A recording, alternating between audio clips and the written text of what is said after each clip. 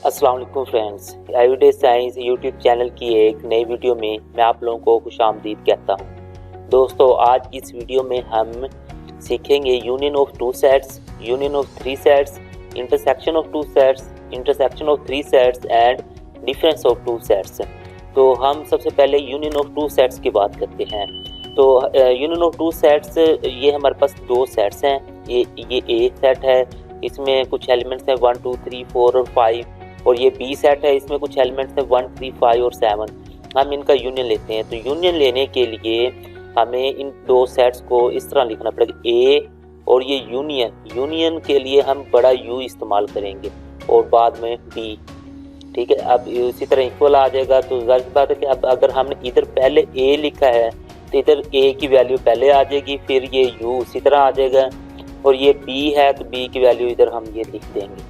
ये लिखने के बाद अब हम देखते हैं कि असल में यूनियन होता क्या। यूनियन का मतलब है कि दो सेट्स को इकट्ठा करके लिखना।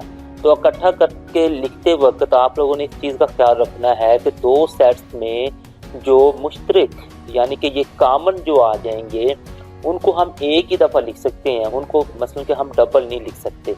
तो दूसरा फिर आप लोगों ने यहाँ पे इस चीज़ का ख्याल रखना है कि जब आप लोगों ने इन एलिमेंट्स को लिखना है तो उनके एक तरतीब में लिखना है। मतलब पहले 1 आता है, 1 को लिखें, 2 को, 3 को, इसी तरह आप लोगों ने एक तरतीब फॉलो करते जाना है। तो हम चलें इसे लिखते हैं। फिर सबसे पहले हम 1 लिखेंगे। 1 दो दफ़ा आया है लेकिन हमने लिखना है एक ही दफ़ा है।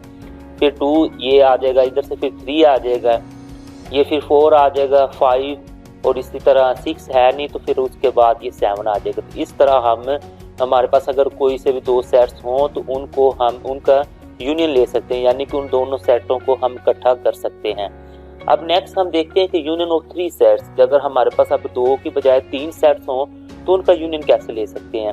तो ये फॉर एग्जांपल हमने ये लिया हुआ कि हमारे पास ये 3 सेट्स हैं और इनका हमने देखना है कि यूनियन हम कैसे फाइंड आउट कर सकते हैं। ये देखें कि मैंने लिखा हुआ है कि ए यूनियन आगे ब्रैकेट में बी यूनियन सी।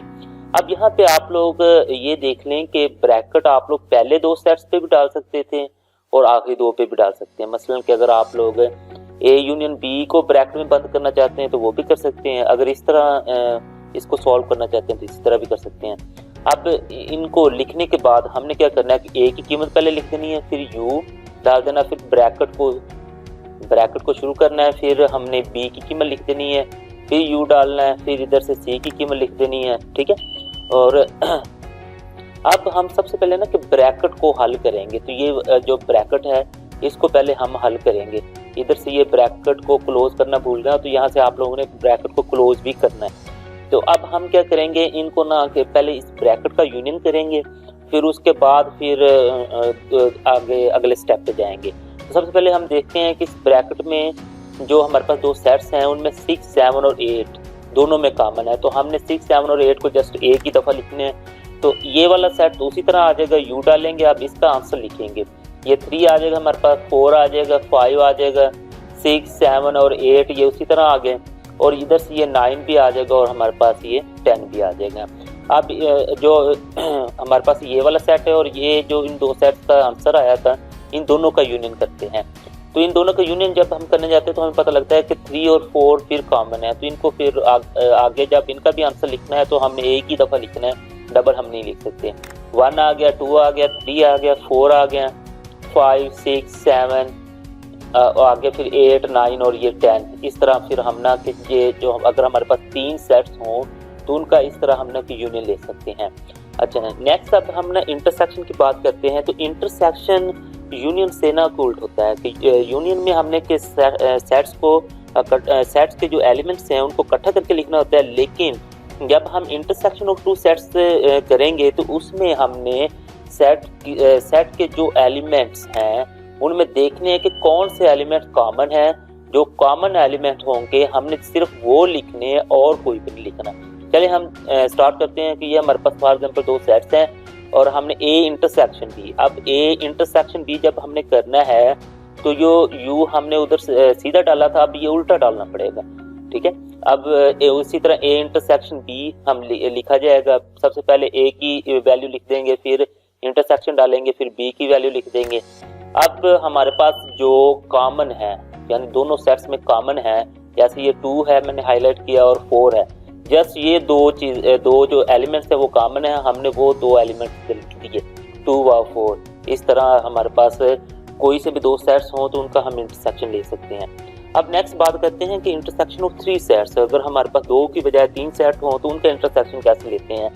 जैसे मैंने आप लोगों को यूनियन के केस में बताया था कि 3 सेट्स का ना कि इंटरसेक्शन हम इस तरह ले सकते हैं। अब इसमें भी हमने ब्रैकेट आखिरी 2 पे डाली हुई, तो आप लोग पहले 2 पे भी डाल सकते हैं।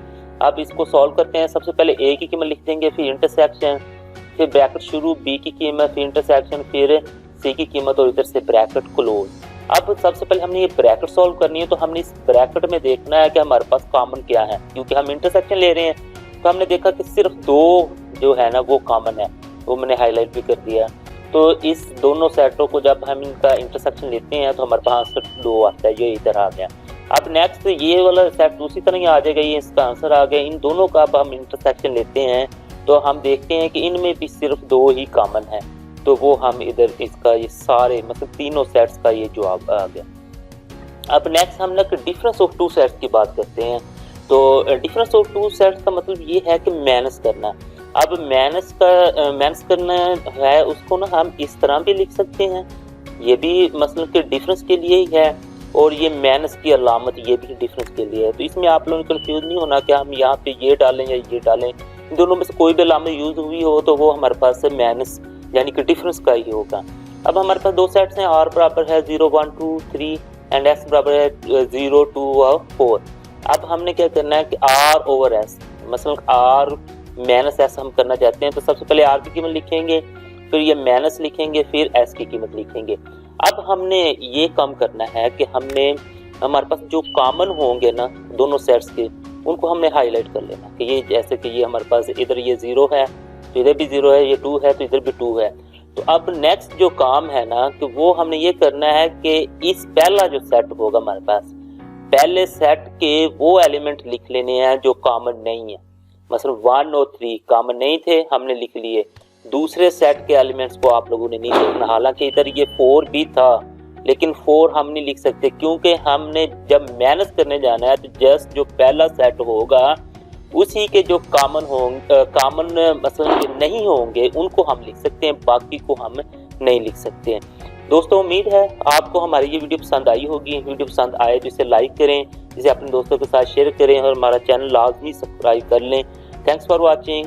अल्लाह निगहबान।